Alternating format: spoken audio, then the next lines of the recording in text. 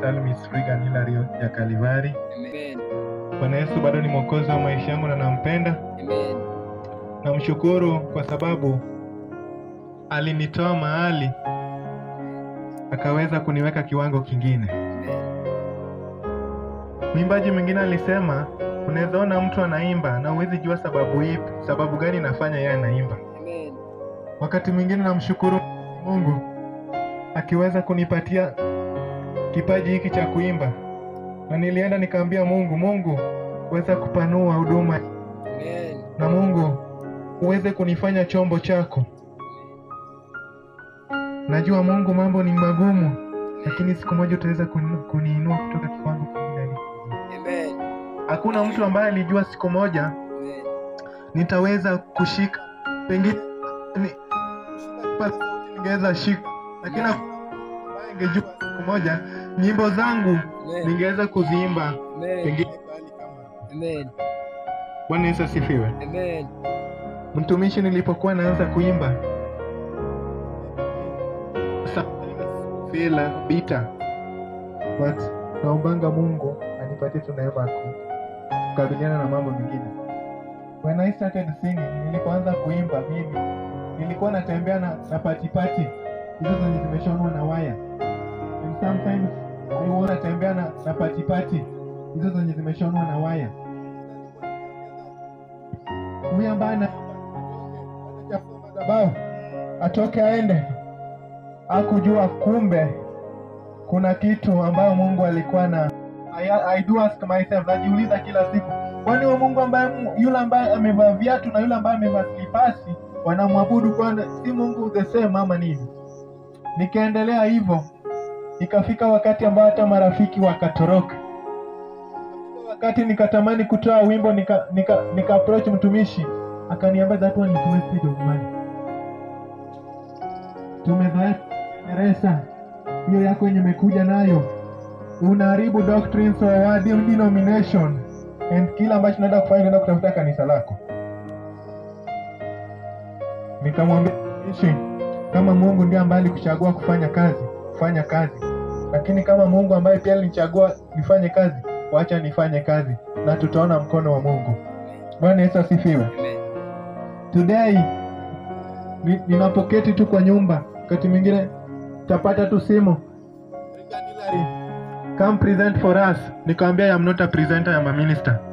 Yeah, I do not present songs, I minister with those songs. Amen. Bwana Yesu asifiwe. Kwa hivyo shikilia tu hiyo imani yako na Mungu ataweza kukuzidisha, ataweza kukuweka utoke kiwango kingine hadi uende juu. Amen. Nilianza nikiwa kama hawa, na hata wakati nilikuwa naenda kanisani nilikuwa tu hivi. Wakati mwingine sikuwa navaa viatu, naona wengine wako na slippers. Sikuwa navaa viatu, lakini leo Mungu, nikisema kwa kweli, Mungu amenisongeza pahali. Amen. Asifiwe Mwokozi. Amen. Mungu atakuinua. Amen.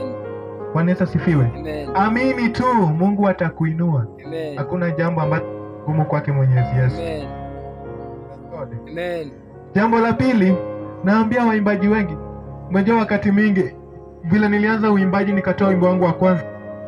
Mwimbaji wa kwanza ambaye nilimpata akaniambia kuna kitu ambao watu nafanya. Amen. Na hicho kitu lazima ujisajili. Amen. There are some of the handkerchief, mnaziita vitambaa vyenye nguvu. Amen. Lazima utumie. Nikamwambia there is no crusade, no convention, no rally. You will see me with those petty things. Amen. Hizo vitambaa mtainiona nikitumia mimi. Amen. Hakuna nguvu ambayo iko hapo. Amen. Na nafurahia Mwenyezi Mungu amekuwa akitumia neno fulani. Yesu asaidiwi kazi. Namshukuru sana. Amen. Asante Mwenyezi Mungu aweze kukuzidisha. Amen. Naam. Kila mmoja afungue tu Biblia yake tuweze kusikia Mungu anasemaje. Kwa Mungu tunaomba uturuhusu. Hii neno ni yako, mvua ni yako. Lakini wewe sio Mungu ambaye unatumia mkorogo. Wewe ni Mungu mwenye upole, Mungu mwenye amani. Tupe amani angalau hata dakika 10 peke yake tusikie neno lako. Kwa jina la Yesu Kristo tunaomba na kuamini. Tupige huyu Mungu makofi mazuri. Amen. Bwana Yesu asifiwe. Amen. Amen. Praise the Lord. Amen. Kuna watu ambao wamesikia habari ya mtumishi wa Mungu Reagan Jakalvari. Ameeleza historia mpaka nikakumbuka there is a time pia mimi nimezaliwa kama binadamu wengine, lakini baada ya kuzaliwa mama yangu mzazi akakufa nikiwa na wiki 2. Baba alikufa nikiwa na miaka 9 hivi 7. Lakini katika hiyo hali maisha niliyolelewa hayakuwa maisha mazuri, na niliishi maisha, nimesikia wengine wanasema hawakuwa wanavaa viatu. Ni kweli, ukipata watu ambao hawamjui Mungu utaishi maisha ya mateso. Miguu yangu ilikuwa imekatika, yani imeraruka, imekatika katika, hata ukiwa na kobole 5 bob unaweza tia ndani. Ilikuwa imekatika na vitu vinaitwa kukuni au munembe, yani jigas. Lakini hayo maisha yote, Bwana Yesu asifiwe. Hii miguu iliyokuwa, hii miguu leo inakanyagaga ngari. Amen. Haujaelewa? Yani najaribu kukuambia nini? Wakati Mungu yuko pamoja na wewe, haijalishi mazingira yatakuweka upande gani, haijalishi watu watakuweka upande gani, haijalishi uchumi itakuweka upande gani, ili mradi Mungu wako, hakuna silaha yoyote inaweza pangwa dhidi yako inaweza ikafanikiwa mpaka leo hii. Bwana Yesu asifiwe. Niliishi maisha magumu. Naona vijana siku hizi wanavaanga maeboebo. Amen. Siku hizi navaanga viatu na nasema leo nataka kuvaa hii, leo nataka kuvaa hii. Ushaona mtu mwenye mguu wake imeharibika na mnene, inakaanga kama lami ile jengo. Bwana Yesu asifiwe. Amen. Na watu ambao wanapitia ile hali sio watu, si eti ni kawaida. Kuna kitu. Bwana Yesu asifiwe. Amen. Kuna kitu. There is something. Hallelujah. There is something. Nataka uweze kuweka mikono yako juu tuweze kwa ajili ya neno la Mungu. Baba, katika jina la Yesu Kristo, tunakushukuru kwa sababu ya siku ya leo. Neno lako Bwana limekuja kwa watu wa Uhoi. Baba, ninakuomba hili neno kwa sababu ni uzima, ni neno la kipekee kwenye maisha yetu jioni ya leo. Baba, tunakuomba jinsi tunaenda kulisikia hili neno, wacha likawe dawa kwenye maisha yetu, wacha likawe chakula kwenye maisha yetu, wacha likatutibu na likatugange mioyo yetu. Bwana majeshi, sema nasi, zungumuza nasi, ni wanao tu, wala Bwana hatustahili kuwa mahali hapa, bali ni neema yako imetufikisha mahali hapa. Tunakuomba Mungu, sema jambo ambalo litabadilisha maisha ya mtu mahali hapa Uhoi. Sema jambo Bwana, mtu wa maeneo haya Bwana atatoka akiwa amefurahi moyo wake. Sema neno Bwana, mtu ambaye anasikia sauti hii Bwana atatengenezwa moyo wake. Baba, tunakushukuru kwa kuwa umwema. Asante kwa sababu ya hata anga hii. Tunaomba Bwana ukaachilie neema mpaka tumalize, na ni katika jina safi la Yesu Kristo tumeomba na atakuamini. Mtu wa Uhoi, pigia Yesu makofi mazuri. Sema, pigia Yesu makofi mazuri. Bwana Yesu asifiwe sana. Haleluya. Kama kuna Biblia yako, hata kwa wale wanatusikia kule nyumbani, maana kuna watu wanakuanga na tabia ya kusema ya kwamba hiyo sio kanisa langu, hiyo sio dini yangu, mimi sio wa ile njia. Sasa anakaanga akijifariji ya kwamba asiposongea mahali ambapo anatukuzwa, anajiona ya kwamba yuko sawa. Bwana Yesu asifiwe. Na ndio maana vyombo kama hivi vimetengenezwa, maana kuna mtu anapitia mapito pale nyumbani, kuna mtu amechoka na maisha pale nyumbani, anahitaji Yesu amuonekanie. Kuna watu wamekosa hata majibu, kuna watu wametafuta marafiki imeshindikana, kuna watu wametafuta ndugu zao imeshindikana, lakini kuna mtu anaitwa Yesu, anatatua kila tabu kwenye maisha yako. Amen. Bwana Yesu asifiwe. Amen. Yesu anatatua maisha yako. Amen. Hata kama umepitia kiasi gani, hata kama umepitia miaka ngapi, yupo mwanaume anaitwa Yesu. Amen. Hasaidii kazi. Amen. Ni wewe mtafute kama Adamu anapatikana. Amen. Bwana Yesu asifiwe. Amen.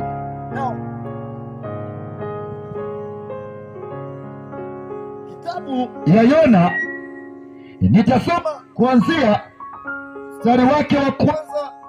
Kitabu Yona mstari wa kwanza.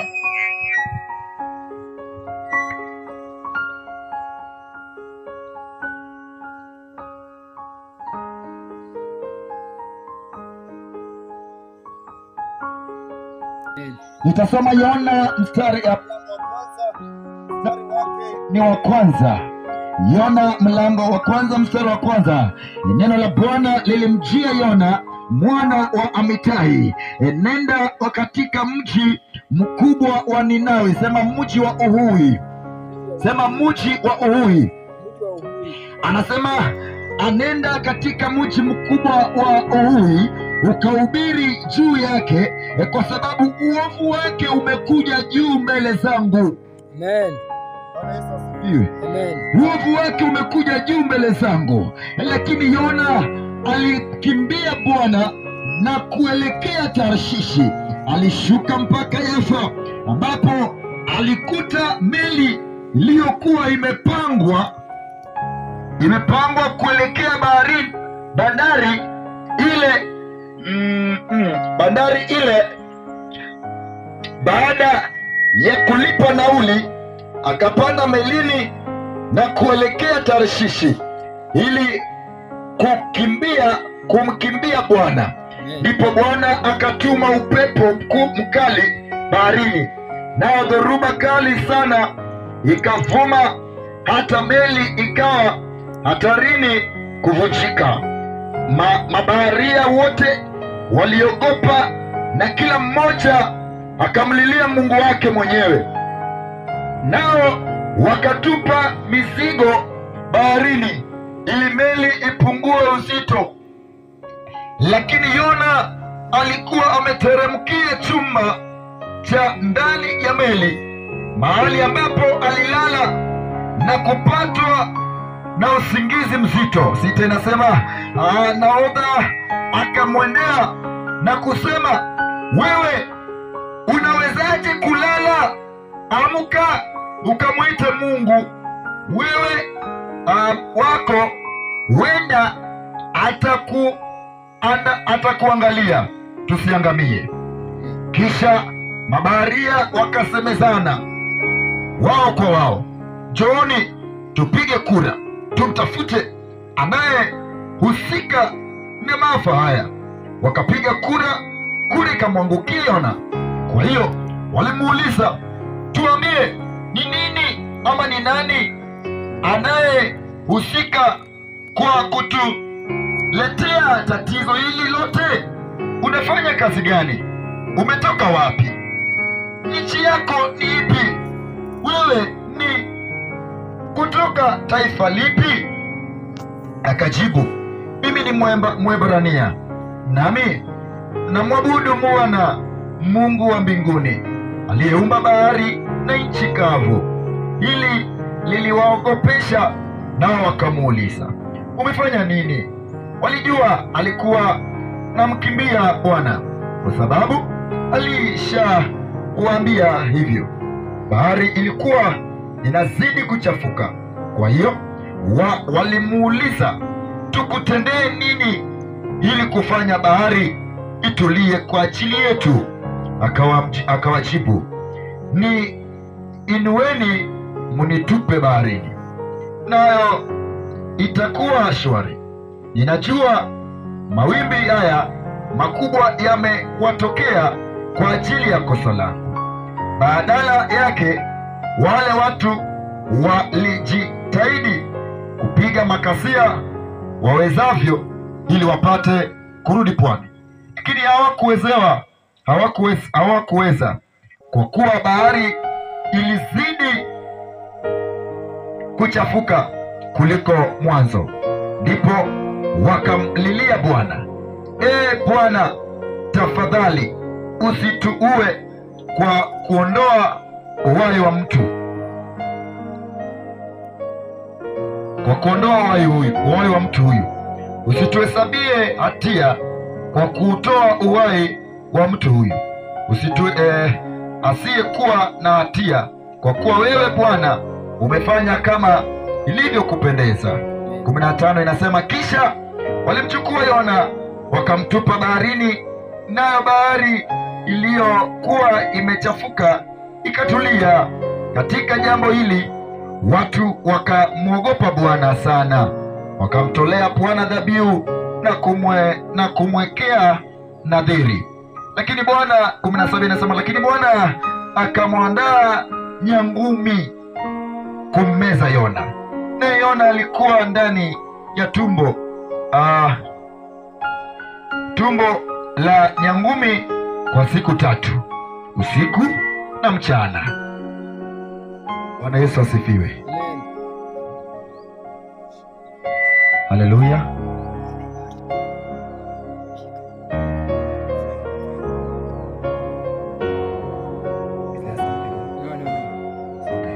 Bwana Yesu asifiwe. Amen. Tumesikia habari ya mwanaume ambaye anaitwa Yona.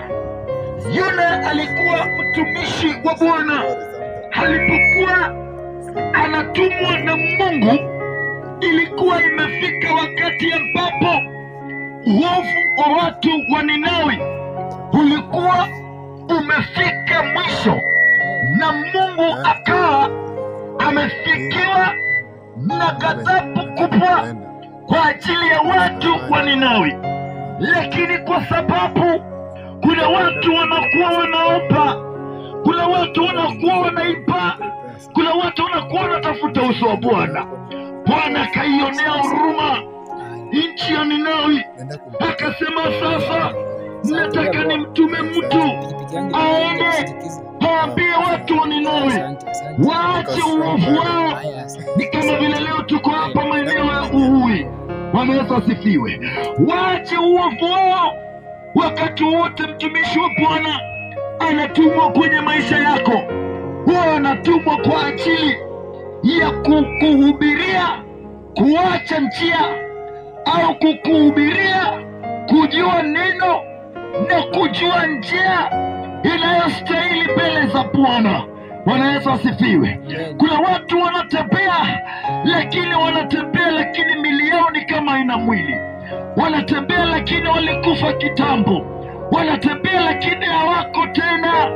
Lakini Bwana anasema leo, Yona, enenda katika mji wa Ninawi, ukahubiria watu wangu, ukaambia waache njia zao mbaya, waache dhambi zao, wamrudie Bwana, na Bwana atawarehemu.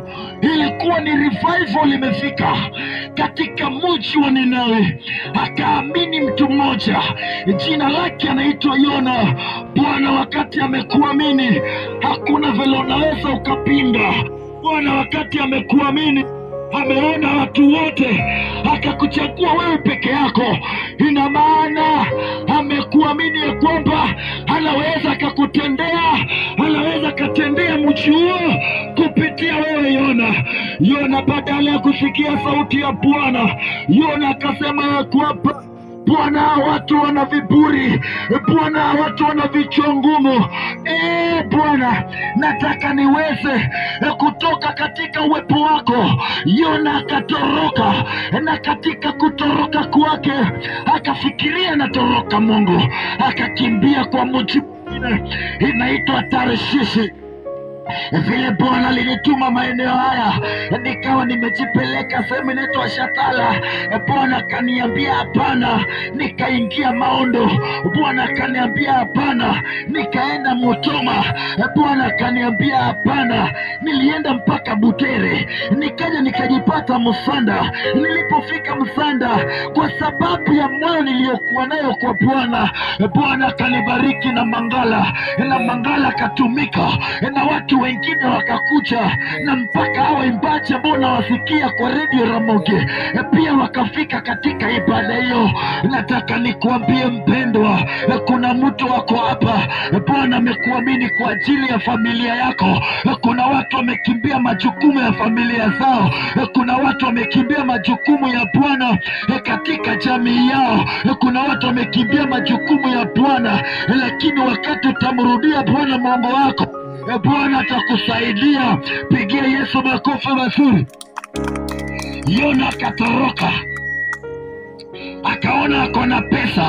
Kuna watu badala ya kutafuta Mungu, wanaona wakiwa wamepata pesa, wamepata kila kitu, wanamsahau Mungu wao, wanatukana watu, wanadharau watu, wanakejeli watu, sababu wako na pesa, eti kwa sababu wako na magari, eti kwa sababu wako na nyumba kubwa kubwa.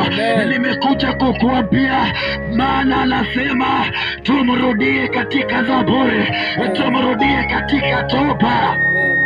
Kila mmoja, hata Bwana akikupea mkate mmoja, amekuamini ya kwamba hautakula hiyo mkate peke yako. Utajua uko na watoto wadogo hapa, utawasaidia na slice moja moja. Yona akatoroka sauti ya Bwana. Unajua kuna mtu anaweza kula pa mbele yako, uko na chai ndogo haina sukari, yeye anakula mkate mzima full peke yake. Unashinda huyu alirogwa na nani? Bwana Yesu asifiwe. Amen. Yona akatoroka. Alipotoroka akaenda Tarshishi, akatumia pesa yake, akalipa nauli. Alipofika kwenye bahari maji yakaanza kuchafuka, mawimbi yanaenda, dau linaenda, merikebu linaenda, linataka kuanguka, watu wa Mungu wanataka kuanguka. Lakini katika ile hali kuna vitu vitatu ambayo Bwana amenipea ujumbe siku ya leo. Amen. Kwa ajili ya watu wa Hui, Bwana amenipea ujumbe inayosema kosa la mtu mmoja.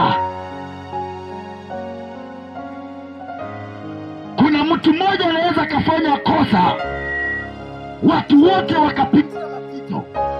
Kuna mtu anaweza kafanya kosa moja, familia nzima ikapitia mapito. Amen. Hata Waswahili wanatuambia samaki mmoja akioza, bahari nzima inachafukanga. Amen. Kuna watu wamekuwa kama huyo samaki tunaongelea, wanafanya kosa, na ile kosa anayoifanya limesababisha maisha ya watu wengi kuteseka. Nilipokuwa niko pale Mombasa nikiwa ninahubiri Injili, kuna watu walikuwa wanachocheana kwenye makanisa, fitina na chuki. Unakuta vile fitina inatokana na mtu mmoja peke yake, anajitokeza, anaanza kuongea vibaya kwa ajili ya mama fulani, anaanza kuongea vibaya kwa ajili ya mtu fulani, na ile unakuta kanisa linakuwa linachukia mtu mmoja. Watu wanaacha kwenda kwenye ibada, watu wanaacha kwenda kwenye kanisa kwa sababu ya kosa ya nani? Mtu mmoja. Ya mtu mmoja. Amen. Basi nashangaa what happened? Fitina. Ndio watu wamewekwa front seat, ndio watu wamewekwa wazee wa kanisa, ndio watu wameshikilia sadaka na vikapu vya sadaka, ndio watu wameshikilia dini kabisa, ndio wazee wanashauri watu pale, ndio mama wako pale, lakini fitina na vicheko kuchekelea watu makanisani. Kosa la mtu mmoja limesababisha hasara kubwa. Amen. Bwana Yesu asifiwe. Amen. Kosa la mtu mmoja. Yona akatoroka. Alipotoroka, acha nikuambie hatari moja kubwa ya kutoroka sauti ya Bwana. Hatari moja kubwa ya kutoroka ibada ya Bwana, kuna kuanga na mawimbi makali kwenye maisha yako. Amen. Na hayo mawimbi hayatoki hivi hivi. Hata tuombe tuseme kursi, riso mpaka tukukalie kabisa, haitatoka. Ni mpaka urudi kwa line. Kuna watu wamekataa kurudi kwa line ya Mungu. Kuna watu wamekataa kupenda Bwana. Amen. Kuna watu wamekataa kumtafuta Bwana. Amen. Bwana Yesu asifiwe. Amen. Yona ametoroka, na katika kutoroka kwake amejipata badala ya kuenda kumwambia Bwana nisamehe, Yona ameona mawimbi ni makali na amenyamaza. Kuna mahali unaweza ukatembea, kuna watu wa Mungu wako pale, kazi ya Mungu inaharibika. Badala ya mtu wa Mungu asimame aseme jamani, tusimameni katika maombi, yeye yuko pale, hataki kutambulika, anajificha.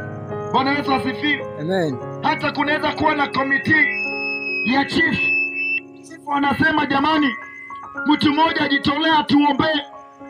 Wewe uko pale unaangalia tu, unaangalia, hutaki ujulikane umeokoka, hautaki ujulikane wewe ni pastor, hautaki ujulikane unaenda kanisa. Watu wanaacha kuomba, unakuta mlevi anaamka anaanza kuomba. Mungu bariki hao watu. Mungu tubariki. Ndio jua Mungu pia ako na njia zake mwenyewe. Umekataa. Kila kukataa au kutoroka sauti ya Bwana umetoroka. Amen. Bwana anakuwa na swali kwa ajili yako, na hiyo swali lazima ukajibu, lazima ujibu hiyo swali. Yona akaona bahari imechafuka, akaenda akaingia kwenye chumba. If I was Yona, ningelikuwa Yona, ningelisema Bwana hapana, usiwe watu kwa ajili yangu. Bwana nisamehe, nimekubali, nipeleke sasa kwa hiyo njia unataka. Amen. Yona alisawa na familia, Yona alisawa na jamii, Yona alisawa kuna watu wanamtegemea. Acha nikuambie, Bwana akiwa amekuamini, amekupea uzima, amekuamini kwa ajili ya watu wengine. Amen. Unaweza usione kuwa wewe ni wa maana kwa mtu, lakini kuna mtu mahali anasemanga aisee, huyu mzee huyu mzee natamani nikuwe kama yeye.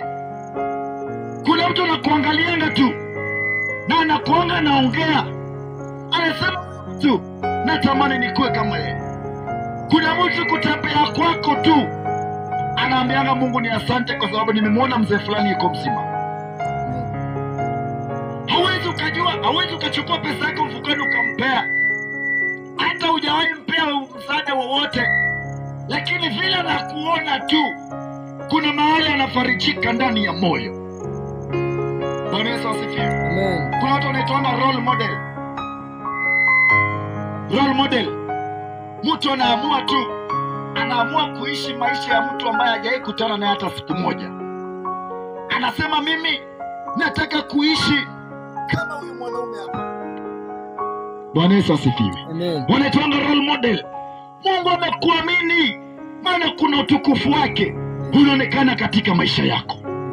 Yona akatoroka, akaenda akazama kwenye kichumba ambacho kiko pale merikebuni, akaanza kulala na usingizi mzito ukampata. Sasa kuna kitu kilitokea na tatizo ndio hili. Yona wakati alitoroka sauti ya Bwana, Yona alikutana na mambo ambayo hangeweza kabisa kuelewa ni kitu gani Bwana anataka kufanya. Bwana Yesu asifiwe. Amen. Tunaposoma verse 9, kwa hiyo walimuuliza, tuambie ni nani anayehusika kwa kuletea tatizo hili lote? Yona ameulizwa swali, ni nani aliyeleta matatizo haya yote? Yona badala waambie ni mimi, Yona amekataa, amenyamazia, amekwamilia. Bwana Yesu asifiwe. Amen. Naam, Yona kwa mapito ambayo alipitia pale merikebuni, kwa kumkimbia Bwana, alisababisha mambo haya kutokea kwenye maisha yake. Amen. Number 1, Yona alisababisha machafuko makali baharini. Ukitoroka sauti ya Bwana, yeye naye anakutoroka. Unapitia mapito makali, hawezi akakusaidia.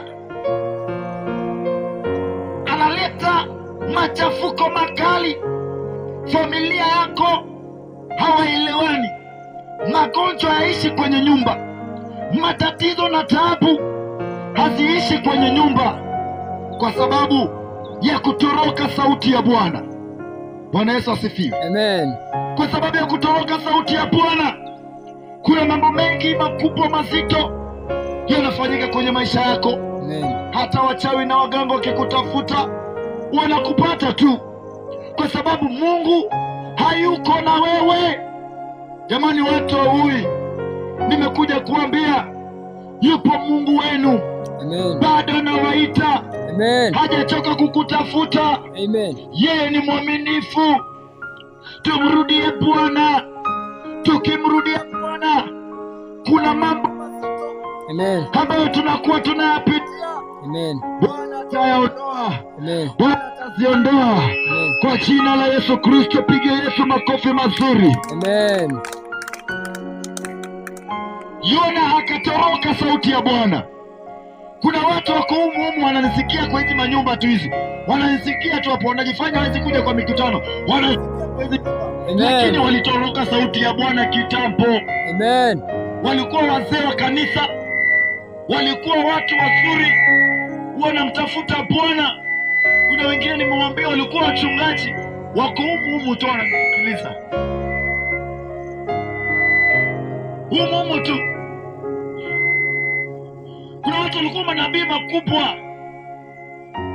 lakini kwa sababu ya kutoroka sauti ya Bwana. Amen. Ukirudia Bwana wako leo, anaenda kurudisha ile nafasi ambayo ilipotea kwenye maisha yako. Amen. Bwana Yesu asifiwe. Amen. Kuna mtu ananisikiliza, yuko mahali ananisikiliza, lakini aliacha njia za Bwana, amerudi mpaka kwenye ulevi. Amen. Analewa, na kwa sababu alikimbia sauti ya Bwana, Bwana amempea sura mbaya baada ya ulevi.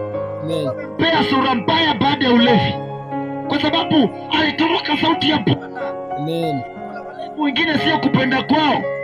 Kuna walevi wengine wanalewa kwa sababu ya mapito, kwa sababu ya matatizo, Amen. kwa sababu ya taabu. Amen. Kuna wengine hawaelewi ni kitu gani wanafanya, lakini Yona akaenda akajificha. Kosa la pili Yona alifanya msuko kwenye mashua. Maisha yako yanakuwa na msuko, hauendi ukiendelea vizuri. Bwana Yesu asifiwe. Amen. Hata mchungaji uliye na kanisa, usipoenda kwa njia za Bwana zinazostahili, lazima kutakuwa na msuko kwa hiyo kanisa. Unajikuta mnapigana wenyewe kwa wenyewe kwa kanisa, mnang'ang'ania cheo, watu wanapigania ukubwa, wanataka sijui nini nyofapia Korintho. Wamesahau madhumuni ya kwenda kanisani ni nini. Amen. Bwana Yesu asifiwe. Amen. Yona akatoroka. Ukitoroka tu kunakuwa na msuko. Amen. Familia mwelewani, wewe na mke wako mwelewani, watoto wako wanakutukana kama mtoto mdogo, na ni watoto wako uliowazaa. Unaweza ukakufa njaa hapo, lakini mtoto wako yuko pale anapika umene na nukia pale. Hawezi sema baba yangu akulieko hata umena. Hiyo ni msuko. Inaletwana na kosa la mtu mmoja. Amen. Bwana Yesu asifiwe. Amen. Kosa la mtu mmoja. Sasa Yona, kosa lingine aliyofanya, mali za watu nyingi. Hapo ndipo palitokea shida. Mali za watu nyingi zilitupwa kwenye bahari. Waliona hii mashua ni nzito. Familia yako inaweza kuwa na uzito mpaka unaamua uende hasara. Unang'ang'ana, na nimekuambia Mungu hasaidiwi kazi. Yesu hasaidiwi kazi. Bwana Yesu asifiwe. Amen. Unakuta mairizi yamejaa chini ya kitanda kwa sababu haukusimama sawa na Mungu wako. Amen. Ameleta umasikini. Sasa na wewe pia unang'ang'ana, unataka ukue kama watu wengine, lakini Mungu alishakunyima hiyo taa.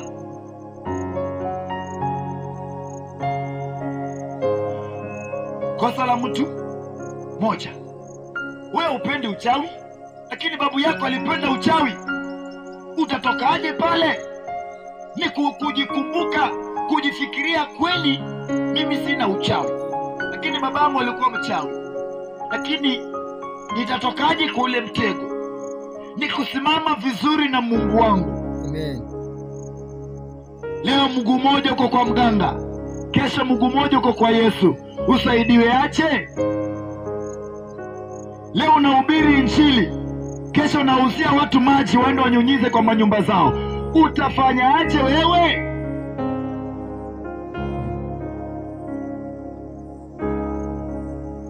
Bwana Yesu asifiwe. Amen. Gusa jirani, mwambie Yesu asaidiwe kazi. Yesu asaidiwe kazi. Amen. Anafanya kazi yake mwenyewe. Yona akatoroka, alisababisha na mafao. Amani ilikosekana na hofu kubwa kwenye boti. Amen. Amani haiko kwenye boma, amani haiko kwa kanisa, amani haiko kwa huduma yako, amani haiko kazini kwako. Unafanya kazi lakini haina amani, hauna amani. Kila siku hasara, haupati faida, hauelewi. Rudia Bwana Mungu wako, rudia Bwana Mungu wako. Watu huyu naongea na nyinyi, rudia Bwana Mungu wako. Watu huyu naongea na nyinyi. Amen. Ataondoa mpaka magonjwa. Watu huyu sikieni sauti hii. Bwana atawasaidia. Murudi makanisani mkatubu. Hata Amen. kanisa liko hapa. Amen. Tuabudu. Amen. Siku ya Jumapili ndio umekazana, umekwatua miguu yako ambayo haieleweki, inaenda mbele wala nyuma. Na wewe pia unaenda kuchukua jembe, unaenda kulima. Unasema kanisa ni ya nini? Pumbavu. Ni nani aliyekubariki na hiyo pumzi unaongea nayo? Eti kanisa ni ya nini? Ushakuta watu wako namna hiyo? Wako. Kanisa kitu gani? Wanaenda kuombaomba kule. Yaani mimi nitoke Mombasa kote penye kuna pesa huko, nikuje huku niombeombe watu sadaka huko.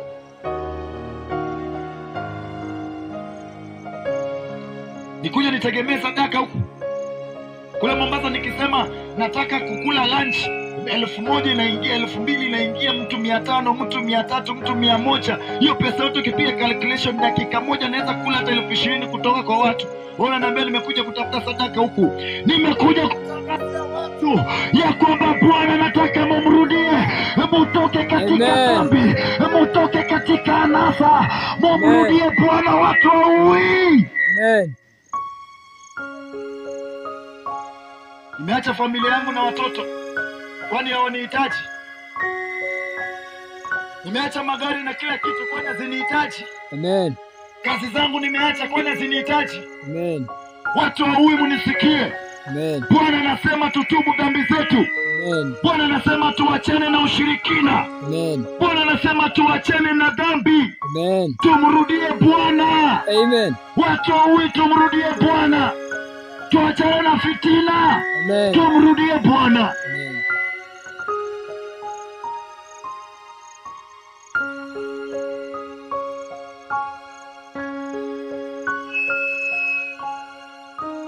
Mtu aliniambia, oh, basi umekuja kuchukua sadaka ya watu huyu. Tuko kule. Nikawaambia, uliza Pastor Robert alinipata niko na washirika wangapi? Pastor Robert alinipata mshirika ni mimi. Amen. Mimi ndo muimbaji. Mimi ndiye pastor. Mimi ndiye naunganisha vyombo. Amen. Hata hao watu unaona wanaitoa vyombo sasa wanakuja na kuunganisha. Walikuwa wanakuja wananiachia kwa mlango wanaenda zao.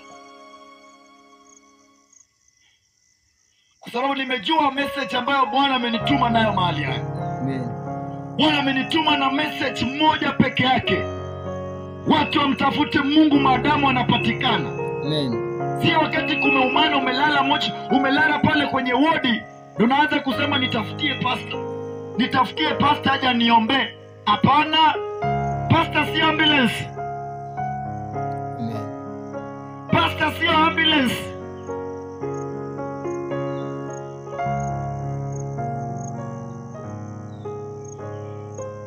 Bwana Yesu asifiwe. Amen. Pasta sio Ambulance. ambulance. Eti wakati kumeumana ndio unafuata mchungaji, wakati magonjwa yamekusidi ndio unafuata mchungaji, ile wakati umebarikiwa unaendesha magari unakula kuku mzima peke yako, mtu mmoja haumuitangi pasta. Pasta kibisha mlangoni kwako, unajua pasta amekuja kukula. Sema hiyo roho ishindwe. Roho ishindwe.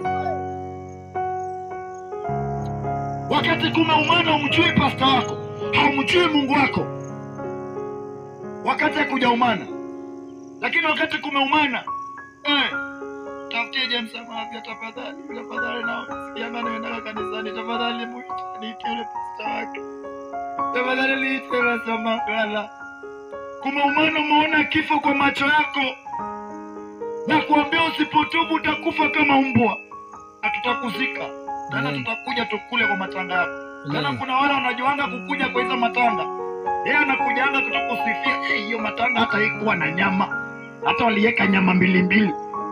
Kuna watu wanafurahia kukufa kwa watu. Unaona watu wamejaa kwa matanga yako, unafikiria watu wamekuja kulia. Watu wanaangalia catering iko wapi. Kwani nimesema uongo? Kweli. Unakuta analia machozi, kumbe analia machozi muziki haraka kimbie kwa catering.